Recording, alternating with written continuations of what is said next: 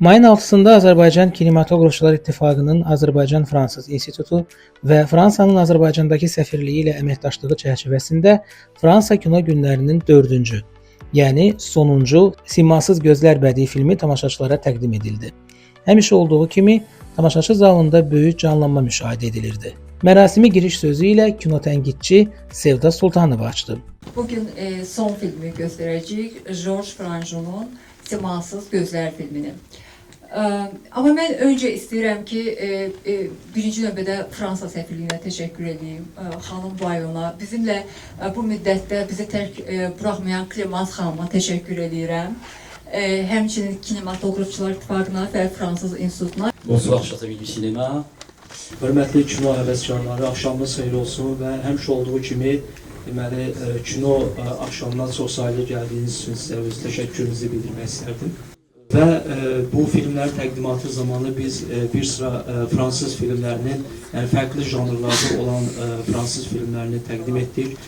Bu janrlardan xüsusilə də qeyd etmək istərdim, deməli polar, thriller, macəra janrında, drama janrında olan filmləri qeyd etmək istərdim. Və bu axşam sizə təqdim edəcəyimiz film deməli digər filmlərdən öz janrına görə fərqlənir. Bu filmi deməli Simasız Gözlər filmidir və bu filmin çəkilişlərində istifadə olunan deməli janrlar Fransada az istifadə olunan janrlardan biridir. Qorxu və fantastik janrlarının belə deyək birləşməsindən ibarət olan bir filmdir. Bizim Kinematografçılar İttifaqının adından biz sizə öz minnətdarlığımızı bildiririk və ümidvaram ki, bizim bu görüşlərimiz davam edəcək. Çünki Fransa kinematografında möhtəşəm filmlər, möhtəşəm rejissorlar, dünya kinematografının klassikasının siyahısında olan filmlər çoxdur və biz yeni görüşləri arzu edirik və ümidvaram ki, görüşəcəyik. Açılış mərasimindən sonra filmin nümayişi başlandı.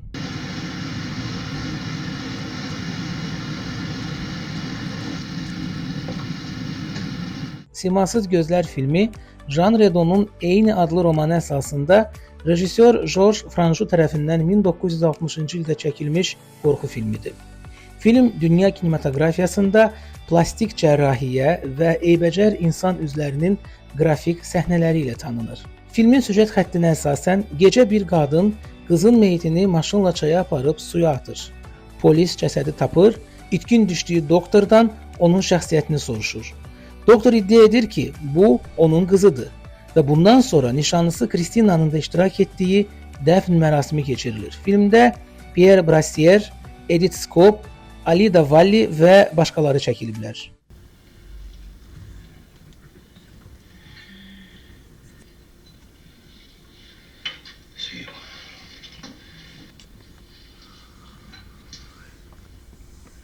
Filmin nümayişindən sonra ənənəvi olaraq kinotənqidçilər Sevda Sultanova və İlqar Quliyevin iştirakı ilə müzakirələr başlandı.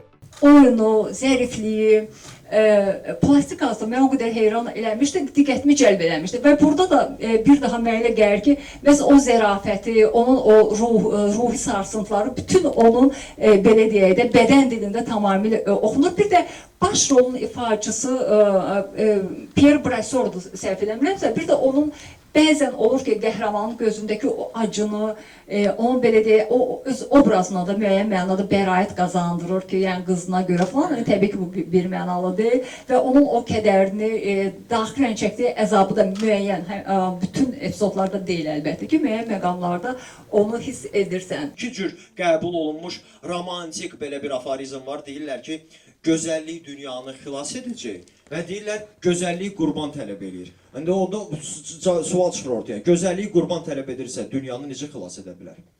Bu film buna misaldır və burada bir neçə məqam təhlil olunur, sual, bu film başdan ayağa suallardan etibarədir. Bu film heç nəyi göstərmir, bu film başdan ayağa ancaq suallar qoyur. Birinci odur ki, suallar odur ki, insanın siması olmasa, onun ruhu olmurmu?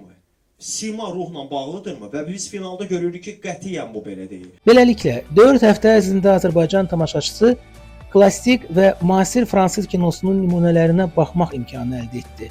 Amma bu təkcə nümayiş deyildi.